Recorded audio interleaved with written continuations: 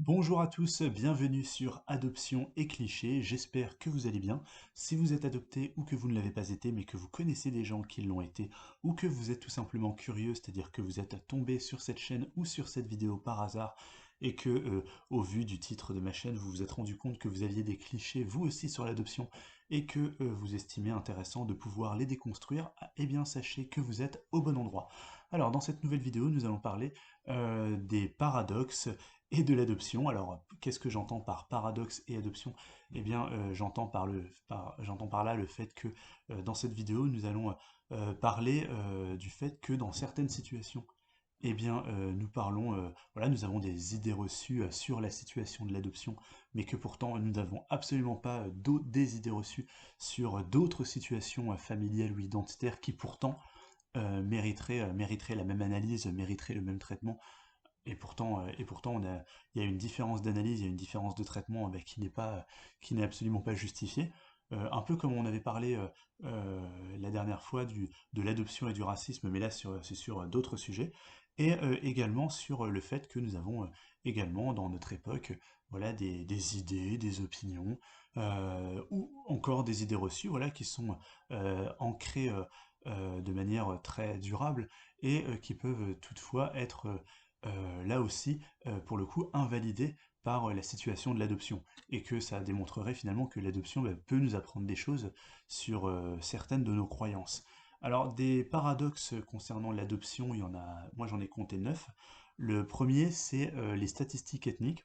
Alors, je me suis rendu compte que c'est un sujet qui faisait beaucoup de débats. Voilà. Ou alors on est pour les statistiques ethniques parce que ça nous prouverait que finalement les personnes de couleurs différentes pose problème dans la société, ou alors on est pour les statistiques ethniques pour montrer que finalement, pour avoir la preuve que eh bien, les personnes non blanches sont bel et bien victimes de racisme et que pour lutter contre ça, il faudrait déjà le quantifier, et ce par des statistiques.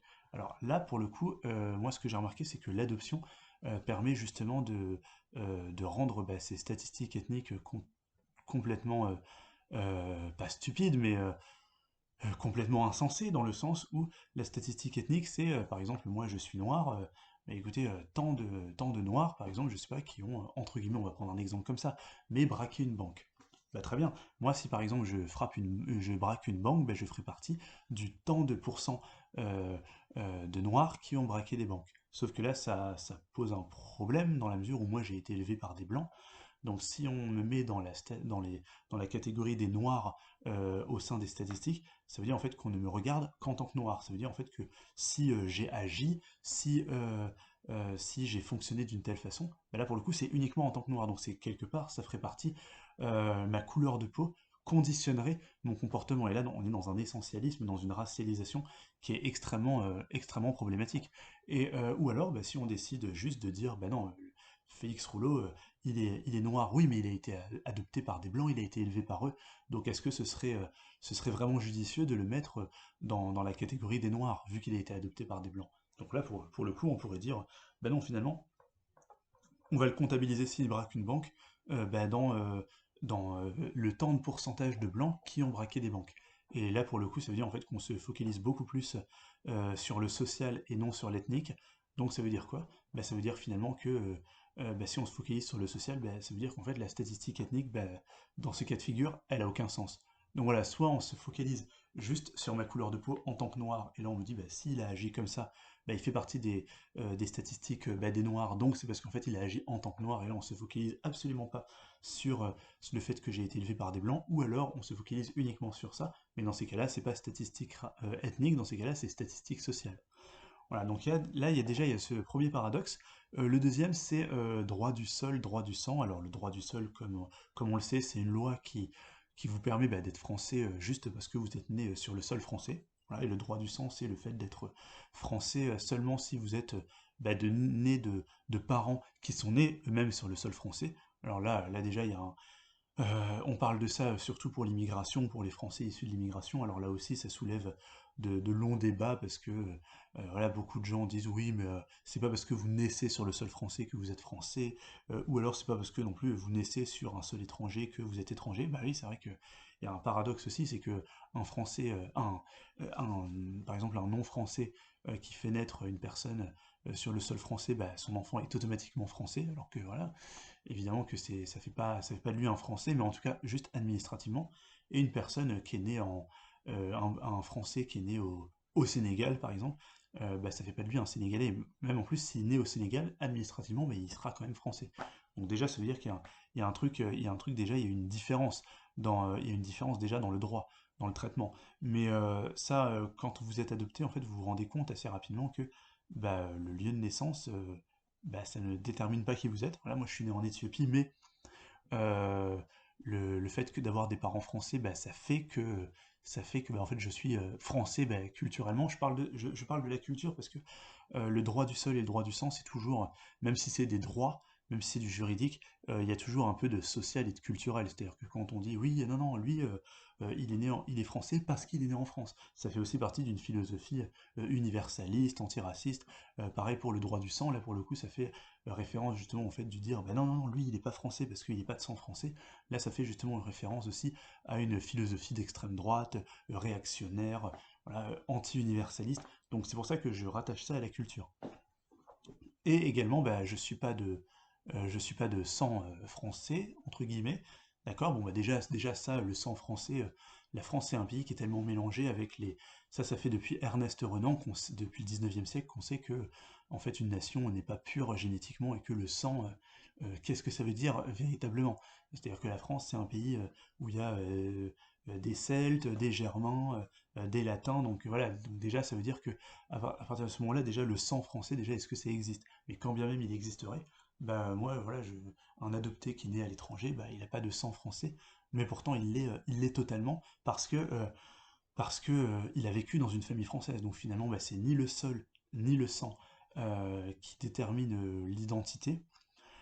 C'est à partir du moment où en fait c'est juste la famille qui détermine qui vous êtes sur le plan culturel et identitaire. Donc ça, à la rigueur, ça veut dire que bah, le droit du sol et le droit du sang, bah, c'est deux types de droits en fait qui sont quasiment obsolètes, et là il faudrait bah, l'adoption en fait peut permettre de faire comprendre que bah, finalement il s'agirait plus de remplacer ces deux types de droits par le droit familial, parce que c'est ça qui fait la culture nationale. Ensuite, pour le troisième, il y a l'adoption homoparentale. Alors pourquoi l'adoption homoparentale? Parce que lors du mariage pour tous, moi ça m'avait frappé de voir que les mêmes personnes dans mon entourage qui disaient oui, quand vous êtes adopté, vous connaissez pas votre biologie, vous avez besoin de connaître vos origines biologiques, c'est bien pour se construire. Bah, en fait, tout d'un coup, ils étaient totalement pour que des homosexuels puissent adopter, en disant que deux homosexuels peuvent absolument combler un enfant sur le plan psychologique, identitaire. Là, on se posait pas la question de savoir si les enfants adoptés allaient être perturbés psychologiquement par le fait d'être adoptés. Là, par contre, non.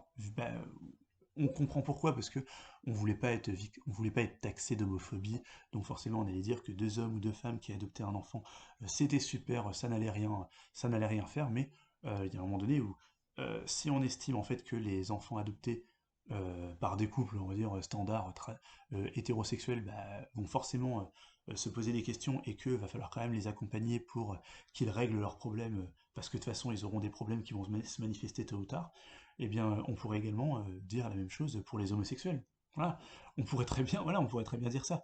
Mais ça, on le dit pas parce que voilà, ça c'est un paradoxe qui est plus lié à l'hypocrisie, c'est-à-dire que si c'est des homosexuels, c'est très bien parce que faut pas être homophobe, mais si c'est des hétérosexuels, là, pour le coup, on va pouvoir dire, sans être taxé d'hétérophobie, que bah, finalement les hétérosexuels, bah, ils seront pas vraiment capables, même s'ils aiment leurs enfants, de leur apporter la plénitude psychologique et identitaire. Troisième paradoxe.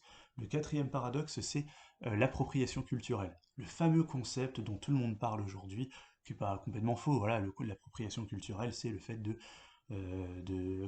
venir d'une culture dominante et de s'approprier voilà, des codes culturels de civilisation dominée, tout en bénéficiant sans que ça profite aux populations locales, aux civilisations dominées concernées. C'est-à-dire que si par exemple, je sais pas, en gros c'est un blanc, une star blanche s'habille en japonais par exemple, non, pas japonais, on va dire en népalais par exemple, et bien on va dire oui, c'est de l'appropriation culturelle parce qu'en fait, c'est lui qui va gagner de l'argent avec ça, et les Népalais, à aucun moment, ils en bénéficieront, pourtant ils utilisent leur culture. C'est un phénomène qui existe, mais après, là pour le coup, c'est un paradoxe, parce qu'encore une fois, c'est un peu de l'hypocrisie, c'est-à-dire qu'on parle de culture pour ne pas parler de race, voilà, le gros mot de race, parce qu'en vérité, moi, par exemple, si jamais je suis une star, voilà, un chanteur, et que, je sais pas, je mets un vêtement, sénégalais, ou un vêtement, je sais pas, allez, érythréen, bah, je ne suis pas de culture érythréenne, voilà, donc est-ce que ce serait pas de la... J'ai la culture française, donc j'appartiens à une culture prétendument dominante, et l'Érythrée, c'est une culture prétendument dominée et ou vulnérable, donc est-ce qu'on pourrait pas estimer que c'est de l'appropriation culturelle? Moi, jamais on va estimer que je vais faire de l'appropriation culturelle. Donc qu'est-ce que ça veut dire? En fait, ça veut dire que finalement, bah, l'appropriation culturelle dont on parle, dans beaucoup de milieux antiracistes de gauche, en vérité, c'est une forme d'appropriation raciale, et en vérité, ça cache une forme de racisme qui ne dit pas son nom, parce que ça veut dire que moi, par exemple, même si j'ai été élevé dans un milieu blanc de classe moyenne supérieure, ça veut dire que même moi, quoi qu'il arrive, je resterai cantonné à une situation de dominé. Voilà, donc ça veut dire que finalement, c'est en moi, c'est dans ma couleur de peau, donc ça veut dire que voilà, c'est une forme d'essentialisme. Donc là, c'est le quatrième paradoxe. Cinquième, c'est le besoin de savoir d'où l'on est pour savoir non, le besoin de savoir d'où l'on vient pour savoir qui l'on est.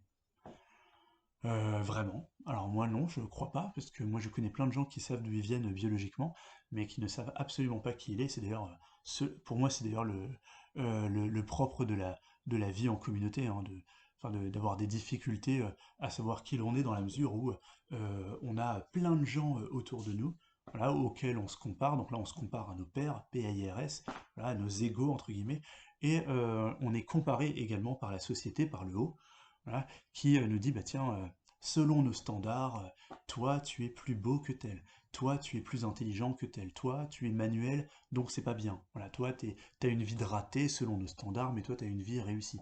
Voilà, et ça fait que on se compare tellement, et on est tellement comparé qu'en fait l'humain il peut pas être à l'aise avec vraiment qui il est, même si il sait d'où il vient.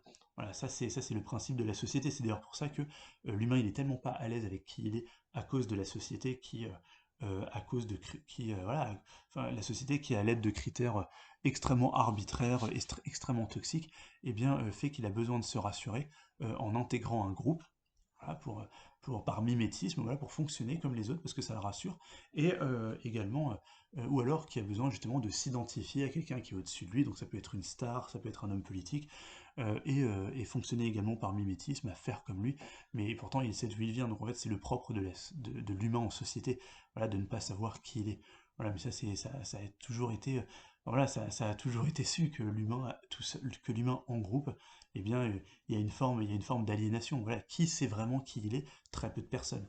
Et donc ça veut dire en fait que la connaissance de d'où l'on vient n'est pas une garantie de savoir qui l'on est, d'autant plus que il y a des secrets de famille. C'est ce qu'on appelle des secrets de famille, le fait de mentir sur le grand-père, la tante, la mère, le père. Et ben ça, c'est une forme d'ignorance des origines. C'est-à-dire que vous connaissez même si vous êtes de votre famille biologique, vous connaissez votre grand-père biologique, voilà, vous le connaissez biologiquement, vous savez qui il est, mais en fait, il cache un lourd passé. Voilà, c'est comme dans le livre Sobibor que qu'on nous a fait lire en troisième, voilà, de Jean Mola, où tu as une femme en fait qui est anorexique, voilà, qui veut se voir disparaître, et elle parle de son grand-père, voilà, dont vraiment elle est en admiration devant lui, mais pourtant elle a un mal-être total. Et bien à la fin, on se rend compte en fait que son grand-père, bah, qu'elle adorait, qu'elle mettait sur un piédestal, et bien c'était une personne qui avait participé à l'extermination des juifs dans les camps. Et ça, en fait, la morale, c'était que inconsciemment, elle le savait. Elle le savait sans le savoir. C'est-à-dire que même si elle connaissait son grand-père biologiquement, elle le voyait en chair et en os, et bien pourtant, elle ne savait pas qui il était, et donc elle-même qui elle était, parce que ça avait quand même des répercussions sur sa santé mentale à elle, et sur sa santé physique. Donc ça avait quand même une incidence. Donc ça veut dire en fait que le d'où l'on vient, il n'est pas forcément biologique, il peut aussi être totalement psychologique.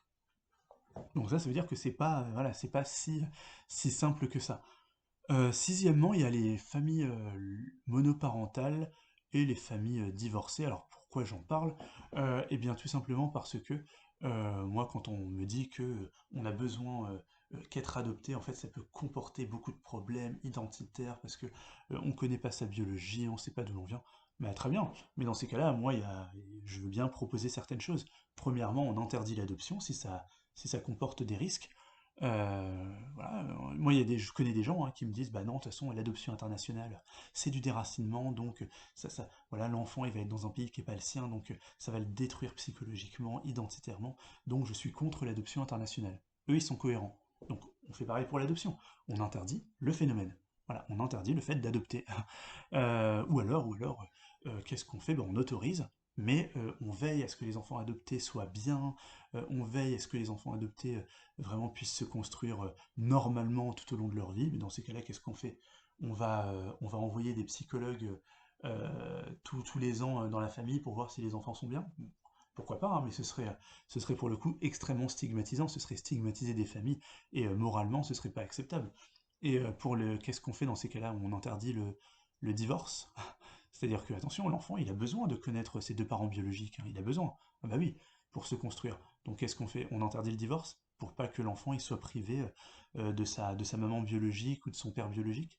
Donc voilà. Ou alors si on l'autorise quand? On l'autorise à partir du moment où on estime que légalement les enfants sont aptes à savoir qui ils sont, parce que aptes à être responsables, c'est-à-dire que on interdit le divorce avant que les enfants aient 18 ans.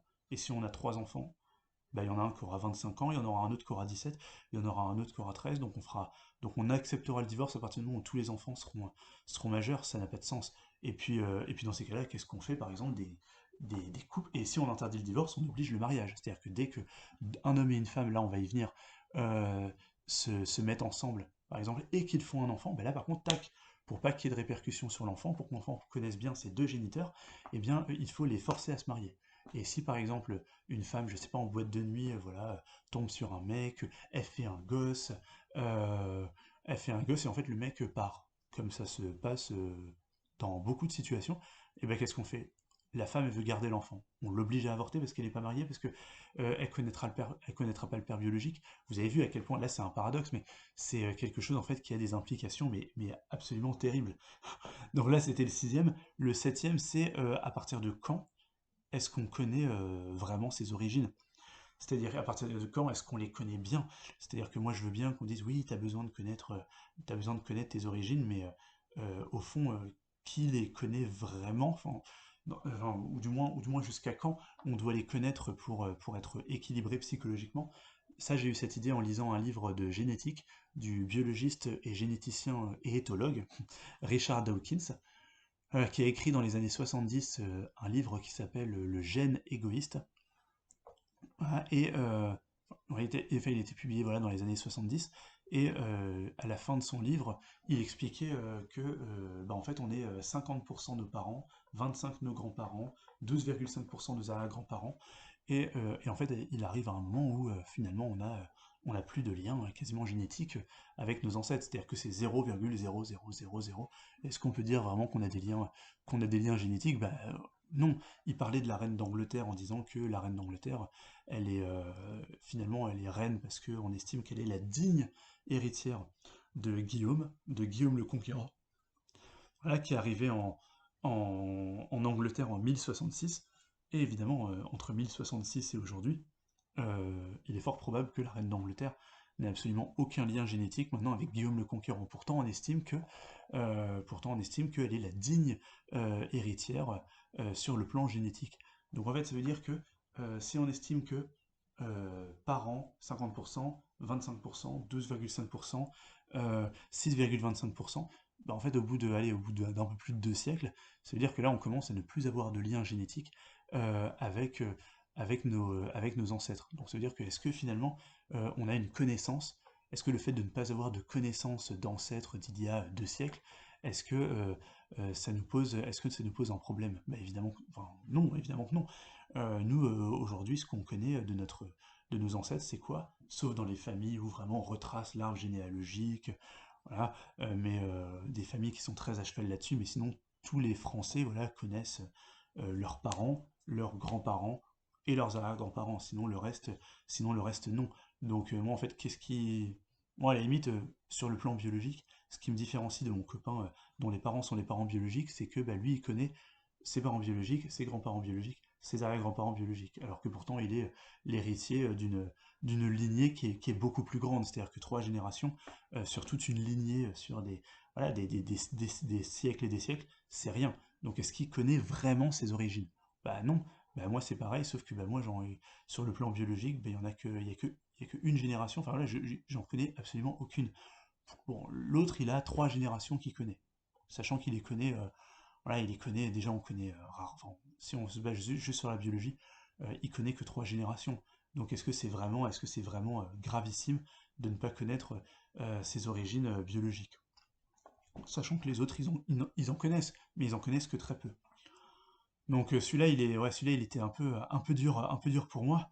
Mais là, on va passer au huitième. La biologie, c'est important apparemment, mais par contre la race, ça ne l'est pas. Donc évidemment, la race, c'est extrêmement tabou.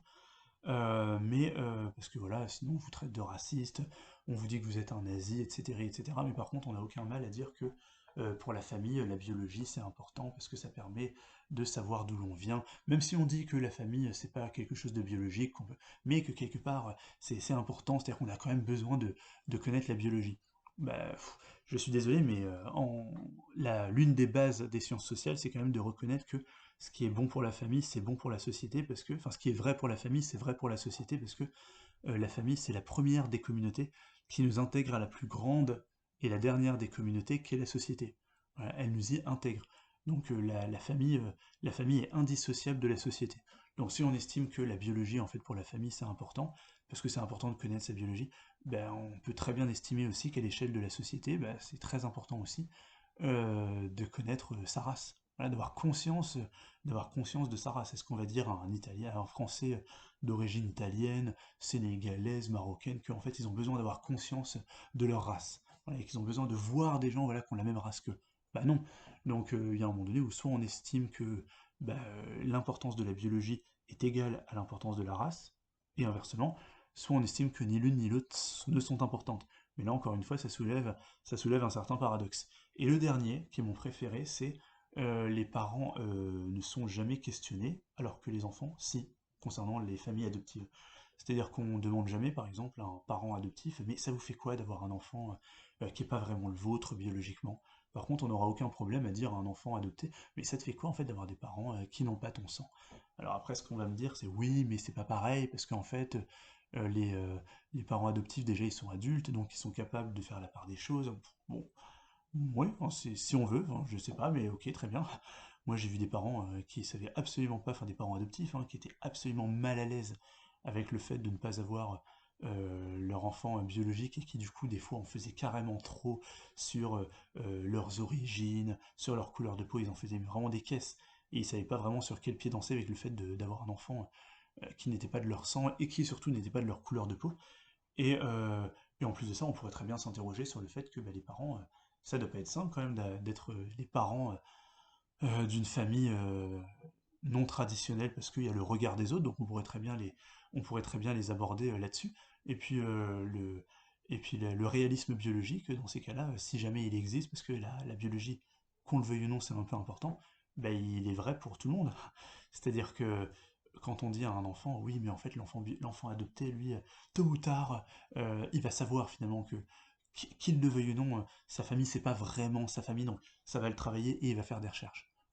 On pourrait très bien aussi dire bah, de parents qui sont dans le déni, voilà, et qu'un jour, tôt ou tard, ils vont réaliser à un moment donné que leur enfant, c'est pas vraiment le leur. Donc est-ce que ça va pas les travailler? Est-ce que ça va pas les mettre dans un état pas possible? Voilà, toutes ces choses-là qui font que bah, finalement, ça pour le coup, c'est extrêmement injuste, parce que moi, mes parents, on leur a jamais dit, mais après que tu le veux, moi, on m'a toujours dit, tes parents, c'est pas tes vrais parents, enfant. Mais on n'a jamais dit à mes parents, oui, mais votre enfant, c'est pas votre vrai fils. Alors qu'on pourrait le dire, hein, à la limite, il y a enfin, sauf si les parents adoptifs sont violents et que on n'oserait pas pour pas les choquer. Mais sinon, on n'a jamais dit aux parents, on dit jamais aux parents adoptifs que leurs enfants ne sont pas leurs vrais enfants. Au contraire, on dit que oui, vous les avez pas portés dans votre ventre, mais vous les avez portés dans votre cœur. Voilà, encore une fois, voilà cette stupidité vraiment que je déteste s'il n'y a pas les liens du sang, il y a les liens du cœur, alors qu'en vérité, il y a des enfants adoptés qui sont détestés par leurs parents adoptifs, et c'est pas pour autant que ce sont pas leurs parents, et des enfants biologiques qui sont violés, battus par leurs parents biologiques, et c'est pas et, Et est-ce qu'on peut pas déterminer également que ce sont de fausses familles? Bah, bien sûr qu'évidemment. Bah, évidemment. Donc voilà, on a fait le tour des 9, selon moi, des 9 paradoxes concernant l'adoption. Voilà, des choses que peuvent apprendre les adoptés sur des idées reçues qu'on peut avoir. Et voilà, l'adoption peut permettre d'invalider certaines choses, mais ça justement, je vais en parler plus précisément sur une prochaine vidéo, pardon, qui parlera justement de ce que l'adoption m'a appris. Voilà, c'est tout, parce que l'adoption, ça apporte aussi une complexité identitaire et donc intellectuelle qui est, qu'on ne peut absolument pas nier. En tout cas, si vous avez regardé, voilà, c'est terminé, si vous avez regardé cette vidéo jusqu'au bout, je vous remercie infiniment. Et si vous avez trouvé ça intéressant, si vous avez aimé, likez, partagez et lâchez un commentaire sympa. Et on se revoit pour une prochaine vidéo. Bye bye à vous.